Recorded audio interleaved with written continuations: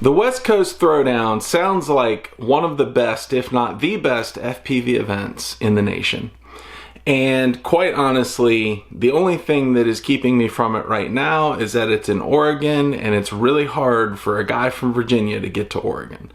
I'll let Derek tell you more about it, but it sounds pretty awesome. Let's transition a little bit into the event that seems to have defined your FPV life, which is the West Coast Throwdown. So tell me what it is, because that it's a massive event. Tell me about it, and how long has it been going? How many people attended this year? Like, just get into it for me. So this year was West Coast Throwdown 2019, which was the fourth Throwdown. Okay. The first one was a one-day event. I think there was like 33 people, and some of the guys came up from Cali. I had some guys from all over Oregon and Southern Washington showed up. It was a blast. We did a little freestyle comp that year. Like, that's been part of West Coast Throwdown from day one, is the freestyle aspect. And then the next year is when my best friend Nate stepped in and started helping me with it a little bit. That was also the year that I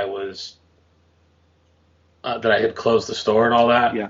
So I suddenly had a bunch more time to put on it. And that was, I think we got like 60 something people there total that year. And we did a big freestyle comp and all that, like we always do. And Zoe came up. That was the first time she had come. X-Class came, and that was a landmark event for them.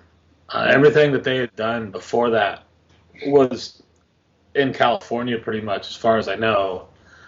And they hadn't done any sort of FPV festival or, anything of that sort. And then suddenly we're like, well, we're going to race X-Class and we're going to freestyle X-Class. And they're like, okay, let's do this. Yeah. Zoe and Reiner were a huge driving force in that, and so that's the first year we did that, or the second year. And then 2018, it was just bigger and better. I think we ended up with like 101, actually, is what it was. 101 total registrations.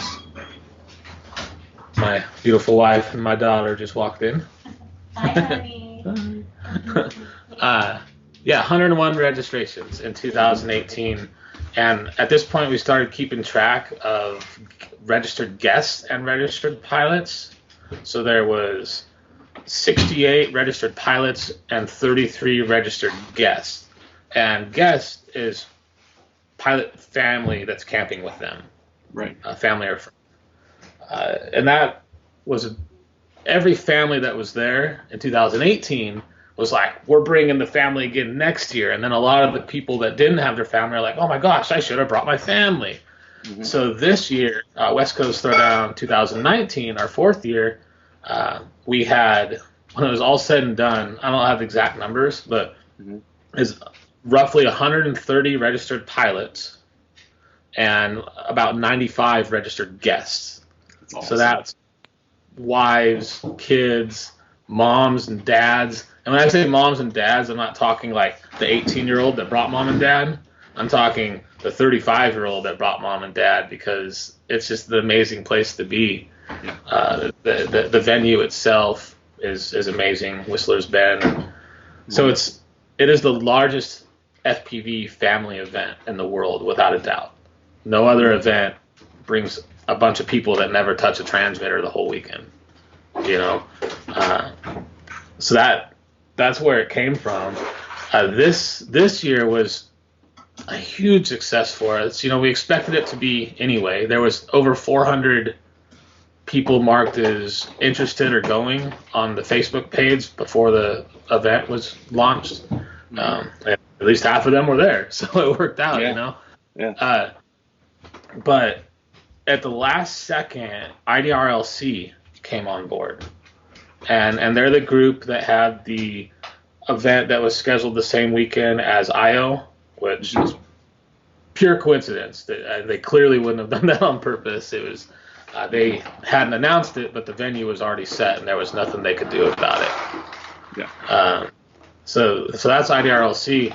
They're wanting to run their own events, but out of they also want to see the hobby succeed and the grassroots movements climb, and they chose to invest $10,000 in the West Coast Throwdown with no strings attached about next year or anything like that. Just because they want to build long-time relationships, But they did this one-time thing to support a grassroots event. For the first time ever, we gave away cash at the event. And then when I say cash at the event, I mean we literally handed people cash, right now. Not a check you got to go take care of. Here's cash. $5,000. $2,500 of it went to the racing. $2,500 of it went to the freestyle comp. And we ended up with, I don't know, it was either 53 or 58 freestyle competitors, which was unexpected. That's a lot of freestyle. It made us go a little later than expected. Yeah, I can imagine. I'd have to look at the list, but I think it was it was either 53 or 58, one of those two numbers, over 50. A lot of pilots. Yeah. How they did that and now this is a multi-day event, right? Yes, it's a 4-day event. Okay. And this year we ran all the freestyle on one day. We didn't expect there to, the people that said they're doing freestyle, 3 times that amount actually showed up to do freestyle. Oh, wow. And we're like, okay, we'll make it work. And, and I was hounding on people, be ready. When it's your turn, be ready. And unfortunately, not everybody was, and that continued to push us back a little bit in time. And the guy I feel worst for is Neil Merrick. He had the highest scoring qualifying run. And because of having the highest scoring qualifying run, he had the privilege of going last for the finals. Yeah. He had the least amount of light, and unfortunately, he also didn't have a very good camera on his quad, because a lot of us would have been able to see okay, but he had some old something on there, and so he wasn't able to go in the trees and do the stuff that he does really well. He was kind of stuck out in the open field, so that directly affected his ability to perform in the finals and win a higher position and win more cash. But you know what? I never heard a word from him about it, because that's the type of person he is. He knows that there's not a lot we could have done. It was just luck of the draw. It's the way it went. So next year, West Coast Throwdown 2020, the Facebook event page for that went live about 3 months before this West Coast Throwdown, or 2 months, something like that. We've already been planning things for it for roughly 4 months now, and it's next August. One big thing we're doing is we're going to host the Freestyle World Championships in 2020 at West Coast Throwdown at the end of August. Right now, the Facebook page, which we haven't made any posts or anything about it really, it has over 150 people marked as interested or going, and it's like a year away. So this next year, the venue will fit more people. We've already reserved all the camping for next year. Pretty much every major sponsor from this year already said we want to come back next year at a higher level, because it's not one of those events you just walk away from and people ask you, hey, who sponsored that? And you're like, oh, I think so-and-so might have. At West Coast Throwdown, it's like, it's a spiritual experience. It's just all these people, and in this magical place, it's just beautiful there. You remember the sponsors. It's part of that experience, because the sponsors and the pilots both deserve all the notoriety for making the event what it is, and we remind them of that all weekend long. So let's say that some dude, say in Virginia on the East Coast, wanted to come to the West Coast Throwdown. What are the logistics in terms of getting there? How far is it from a regional or major airport? How easy is it to get to? So there's a few ways, and it is international. We've had pilots from other countries at the event the last 2 years. So they typically will fly into Portland, which is 3 hours north of the venue. There's Addy Ye from Gen Fan actually flew into Eugene, which is only an hour north, and it's a smaller regional airport. So it's a little more expense there. But other than that, Michael Sweeting and Emily Tiano, they drove their RV from, I think, North Carolina was the state. Oh, wow. Yeah, with all their dogs. She rescues dogs, and they're like the best behaved dogs ever. I don't know what she's saying to them. Her dog whispering, but yeah, they drove across the country to come to the event in an RV, and which the RV's name is Kevin. You'll see her chat about that. But yeah, a lot of people just fly into Portland though, and they'll typically either rent a car or carpool. We usually work with a couple of the other guys up there that give people rides down, things like that. So is it like a cabin camping experience or tents, or like what are the accommodations like? Whistler's Bend has 3 yurts, which is like a round wooden building with windows, and they have bunk beds and a futon in there and porches. 2 of them are situated over on the other side of the park, kind of more by themselves, more secluded. Yeah. One of them, which is the one I use for admin and for my family, is by the main campground overlooking the river. Those are the only structural camping areas. Okay. Other than that, it's all camp spots where you can either bring a camp trailer, RV. Like we had Skip Walton one year rented an RV a couple hours away. He drove there, left his truck, and drove the RV up to us. So people can do that too. There's a lot of hotels nearby, but the amenities, there's showers, bathrooms, like actual bathrooms. We also this year paid for a couple of porta potties, things like that. But it's on a peninsula, so when you're looking at it, the river comes up and goes around and comes back down. And it's really close at one point. You drive in through here, and the roads go up to these places. When it comes down, it's just this beautiful peninsula, like you're on an island almost. You're just surrounded by this river. So it's got hills and trees, and that's why we're able to have 3 separate flight fields within the park perimeter that don't interfere with each other at all. Is it all quads, or do you also have wings? People definitely bring wings. We haven't done anything organized with them yet. I had a few people that wanted to do it last year, but nobody stepped forward willing to actually run the wing racing for me. And I knew that I had too much on my plate to take it on. Sure. I would definitely expect to see it next year. There's a lot of the guys that come to the event race wings all the freaking time. So they would like to see that happen, and we'll make it happen next year one way or another. That's awesome. So how do people find out more information about West Coast Throwdown? How do they sign up for it? What's the information on it? The easiest way really is Facebook. There's also the website, which right now that's just going to have all of 2019's information, and that's just westcoastthrowdown.com.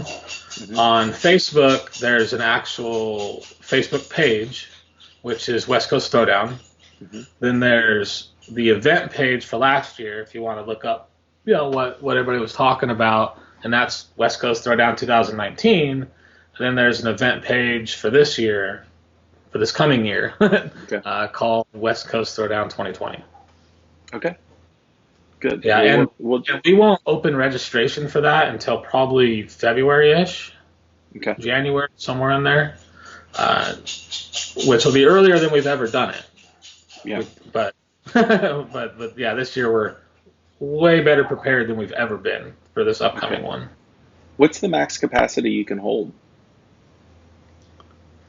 I asked them, the county parks, that Yeah. when I was there in a meeting, and they really didn't have a number. Their biggest concern is the number of vehicles. Okay. That's what we run into with all the camping areas and all that, is how many vehicles. Yeah. So I believe we can fit 500 people on that peninsula. Okay. Without it being super ridiculous. Yeah. I think next year we're going to have somewhere between 350 and 400. Mm-hmm. What Nate and I have talked about, and the other guy that helps us with a lot of the background logistics, and this year he helped a little bit financially up front, is Robert Prees. He's not super active online, but he's been a huge help on the back end where people don't really see it or know about it. Mm-hmm. So he's talked with us about this too, and logistically, yeah, that's where we're at. Okay. What we'll do, what I can definitely do, is leave some links in the description below, so that people can get information on it. Because I mean, it sounds amazing. It sounds awesome. I would love to come. It's a little far for me to get to Oregon though. Maybe I can bring my family. Maybe I put my whole family in an RV and we'll just drive across the country. Yeah. Just get dog crates like Emily did. Right, exactly. I'll just put the kids in dog crates. That sounds like a great idea now that you mention it. In all seriousness though, thank you. How can people get in touch with you? Where can they find you? What's your YouTube channel? How do you prefer people contact you? DREC FPV on Facebook, on Instagram, on YouTube. It's DWRECK FPV. Mm-hmm. On Facebook, you're more than welcome to message me personally too on my Facebook profile. Mm-hmm. My phone's constantly going crazy from customer service stuff. Yeah. So I'm used to it. So I might not see your message right away if we don't talk often, but I'll find it eventually and get back to you. Okay. Thank you for coming on, man. This has been amazing. I really appreciate it. Yeah, no, it's been a blast for me. I'm sitting here thinking about, the stuff I talked about that I wasn't ready to talk about, and I'm glad that we did. It's been a good thing, and I'm excited about my future in this hobby. You know what? I think you have a very bright future in this hobby, and I think the tools that you bring to the table are very evident, and that's why Sergey was so excited to have you on his team. So awesome. Ladies and gentlemen, say again. So I appreciate it, man. Yeah, man. Ladies and gentlemen, this is the Michael Rollins Show. You have been listening to Derek A. Brown, also known as DREC FPV. Thank you for tuning in, and we will see y'all later. Bye. It's a kitty. Oh my goodness. We got the cat. Yes. I'd like to thank Derek for coming on. This was an amazing interview. There were many things that I did not expect. And I would like to thank Derek specifically for opening up and being honest about so many of the things that he's been through that were painful and hard, but also awesome, like the West Coast Throwdown. Derek, you have my respect. You have earned it. And I appreciate all that you do in this hobby and the way that you make it a better place. I'd like to thank my patrons. Without my patrons, we probably would have never heard from Derek. And that would have been a real shame. If you'd like to support me on Patreon, you can find a link in the description below. You get audio-only versions of these in a podcast format, so you don't have to be tethered to Mother YouTube. And I hope that you would consider it. I would be very honored if you did. Our next guest is going to be somebody here with me locally. So he's a friend of mine. I'm very excited to have him on, but I'm not going to announce him just yet. If you've been on the live streams, you've probably heard about him. Talk to you soon. Bye.